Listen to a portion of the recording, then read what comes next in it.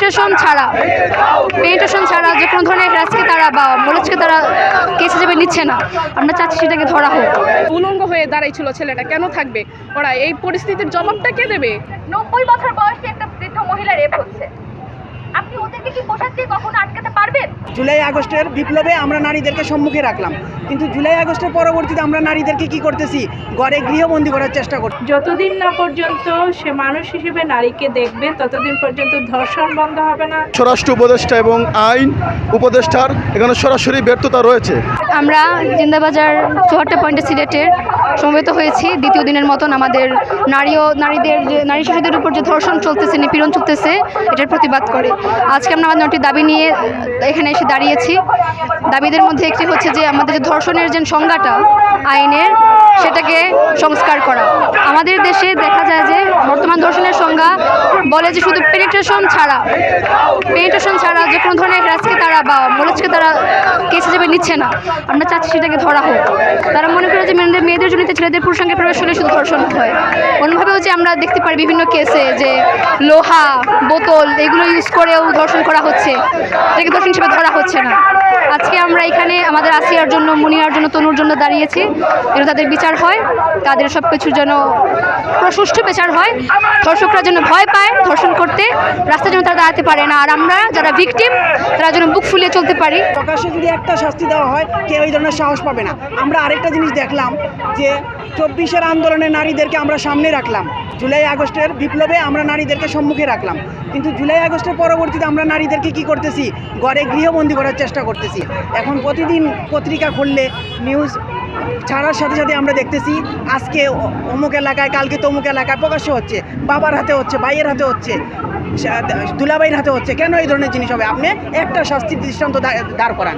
শুরু করতে হবে আমাদের ঘর থেকেই শুরু করতে হবে। বলতে হবে যে পরিবারকেই বলতে হবে তার ছেলে সন্তানকে, তুমি যার সাথে বড় হচ্ছ বা যে মেয়েটি থাকবে বা বোনটি থাকবে বা চাচামতি যে সে নারী না, সে মানুষ। তাকে মানুষ হিসেবে যতদিন না পর্যন্ত সে মানুষ হিসেবে নারীকে দেখবে ততদিন পর্যন্ত ধর্ষণ বন্ধ হবে না, ততদিন পর্যন্ত এই দেশের সামাজিক পরিস্থিতি তৈরি হবে না, ততদিন পর্যন্ত ধর্ষণ বন্ধ হবে। প্রত্যেকটা জেলায় নারী ও শিশু নির্যাতন দমন ট্রাইব্যুনাল আছে। এরা এই সংক্রান্ত বিষয়ে নারী ও শিশুর উপরে যে নির্যাতনগুলো হয় এগুলোর বিচার করেন, এবং সেখানে একটা নির্দিষ্ট ফরম্যাট দেওয়া আছে, এতদিন। এখন নতুন করে আমাদের মাননীয় আইন উপদেষ্টা যেটা বলছেন, এটা আসলে উনি ঘোষণা দিচ্ছেন ঠিক আছে, কিন্তু এখন এটাকে পাশ করতে গেলে আইনে হওয়ার দুইটা সিস্টেম আছে। একটা হচ্ছে যখন সংসদ থাকবে, সংসদ সেটা পাশ করবে, আর যদি সংসদ এই মুহূর্তে নাই, সেই ক্ষেত্রে রাষ্ট্রপতি অর্ডিন্যান্সের মাধ্যমে এটা করবেন। এখন যেটা বলতেছেন 15 দিন বা 30 দিন, এটা আসলে উনি যে কারণে সব পরিস্থিতির কারণে বলছেন, কিন্তু আসলে এখানে একটু সময় লাগবে। বিচারিক প্রক্রিয়াটা আমরা যেটা ফলো করে আসতেছি, ব্রিটিশ যে আমাদের যে সিস্টেমটা, এটার কাঠামোগত একটা পরিবর্তনের প্রয়োজন আছে। হুট করে এটা চেঞ্জ করা যাবে না, বা আমাদের যে তদন্তকারী সংস্থাগুলা এরা এতটা অ্যাক্টিভও না, এরা কতটুকু আন্তরিক সেটা নিয়েও প্রশ্ন আছে। এবং এই প্রক্রিয়ার ক্ষেত্রে দেখা যায় অনেক ক্ষেত্রেই আপনার দেখবেন যে আলামত নষ্ট হয়ে যায়। এই বিষয়গুলো আসলে সামাজিকভাবে একটা জাগরণ সৃষ্টি করতে, শুধুমাত্র আপনি আইন দিয়ে এগুলা করতে পারবেন না। করা যায় না বলে এখানে দাঁড়িয়ে আছেন, কিন্তু আপনার মন থেকে বলেন তো, কজন মানুষ বিশ্বাস করে ধর্ষণের পেছনে পোশাক দায়ী না? কজন বিশ্বাস করে? বিশ্বাস করি, কিন্তু যারা বিশ্বাস করেন তাদের সংখ্যাটা নিতান্তই কম।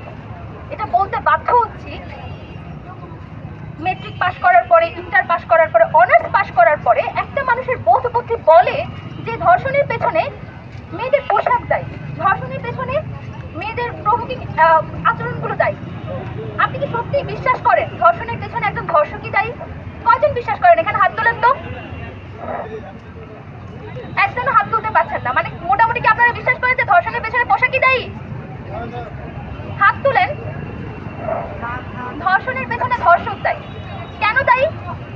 আপনি দেখবেন 3 মাস বয়সী একটা বাচ্চা রেপ হচ্ছে, 90 বছর বয়সী একটা বৃদ্ধ মহিলা রেপ হচ্ছে, আপনি ওদেরকে কি পোশাক দিয়ে কখনো আটকাতে পারবেন? 3 মাস বছর বয়সী বাচ্চার কি দোষ? তার পোশাকের কি সমস্যা? সেখানে কেন ধর্ষককে আমরা আইডেন্টিফাই করছি না, বা ধর্ষককে কেন পারিবারিকভাবে বর্তমান পরিস্থিতিতে আমাদের অভিভাবক অনেক অনেক উদ্বিগ্ন। আমি 2023-এ আমি সিলেট আসি, তারপরে আমি যখন ইচ্ছা বাসা থেকে বের হয়েছি। আমি রাত 1টার সময় বাসায় গেছি, আমার মা বাবা আমাকে কিছু বলে নাই। গতদিন আমার মা আমার মাথায় হাত বুলিয়ে দিয়ে বলতেছিল, মারে তুই আমার একমাত্র সন্তান, তোর যদি কিছু হয়ে যায় আমরা বেঁচে থেকে মরে যাব, আমরা বাঁচতে পারবো না, তুই একটু বুঝে শুনে চলাফেরা করিস, একটু বুঝে শুনে বের হোস, এখন আর তেমন ঘর থেকে বের হোস না। তারা উদ্বিগ্ন। মারা ভেবেছিলেন যে 2024-এ যখন সরকার পতন হবে, যে একটা অন্তর্বর্তীকালীন যে সরকার গঠন হচ্ছে অনেক ভালো দেশটা চালাবে, নারীরা খুব মানে তারা পর্দা ছাড়াই অনেক অনেক নিরাপত্তা পাবে। নোবেল প্রাপ্তি একজন অভিজ্ঞ মানুষ। আপনারা দেখছেন বর্তমান দেশের পরিস্থিতি, উনি কীভাবে দেশ চালাচ্ছেন। যাই হোক, স্বরাষ্ট্র উপদেষ্টা তো আরও কী বলবো, ওনার তো যেই গাচাড়া ভাব, একটু আগে বলছিলেন যে ফাটাকেষ্টর মতো, সত্যি ফাটাকেষ্টর মতো যে অবস্থা চলতেছে। আমরা মেয়েরা, আমার বান্ধবীরা কেউ ঘর থেকে বের হইতে পারতেছে না, আমরা তো পারতেছি না। গত কয়েকদিন আগে আমার একটা ফ্রেন্ড একটা ভীষণ বাজে একটা অবস্থায় পড়েছিল। ছেলেরা আটকায়, কই 2024-এ তো তাকে কোনো ছেলে আটকায় নাই, কেন ওইভাবে আটকায় একদম খুব বাজে অবস্থায় উলঙ্গ হয়ে দাঁড়াইছিল ছেলেটা, কেন থাকবে ওরা? এই পরিস্থিতির জবাবটা কে দেবে?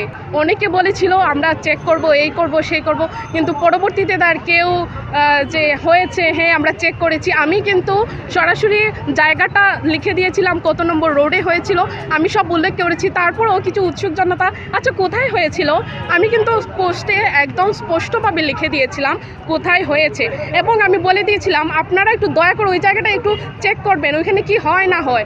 ওনারা আইসা এটা কোথায় হয় কি হয় আমি তো ভাই বলেছি, তারপরেও কেন এইভাবে মানে আমাকে তারা জাস্টিফাই করতে চলে আসছিল।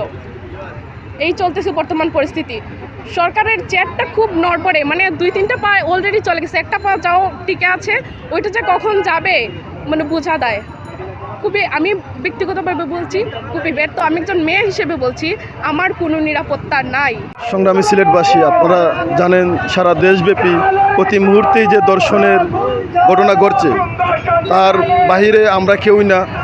এই জননিরাপত্তা এবং নারীদের যে নিরাপত্তার ক্ষেত্রে আমাদের যে সর্বাধিক রাষ্ট্র কর্তৃক যে আইন, সেই আইনের যথাযথ প্রয়োগ, এবং যেই কারণে এখনও দর্শকদের বিচার হচ্ছে না, যারা এই অবস্থানে আছে, রাষ্ট্র কাঠামোতে আছে, এখানে স্বরাষ্ট্র উপদেষ্টা এবং আইন উপদেষ্টার এখানে সরাসরি ব্যর্থতা রয়েছে। আমরা অভ্যুত্থান পরবর্তী এই সময়ে এসে রাষ্ট্রের এই ধরনের ঘটনা কোনোভাবেই আকাঙ্ক্ষা করতে পারি না। আমাদের সবাইকে ধর্ষণের বিরুদ্ধে সমবেত কণ্ঠে আওয়াজ তুলতে হবে, এবং ধর্ষণের ক্ষেত্রে নারীর, পুরুষ এবং নারীর ক্ষেত্রে যে পোশাক, সেই পোশাককে দায়ী না করে, বয়সকে দাবি না করে, তারা যারা দর্শন করে এই বিকৃত মস্তিষ্ক মানুষগুলোর বিরুদ্ধে কথা বলতে হবে। আমরা চাইব আগামী যে আন্দোলন অভ্যুত্থানে সিলেটের প্রতিটা মানুষ অংশগ্রহণ করে।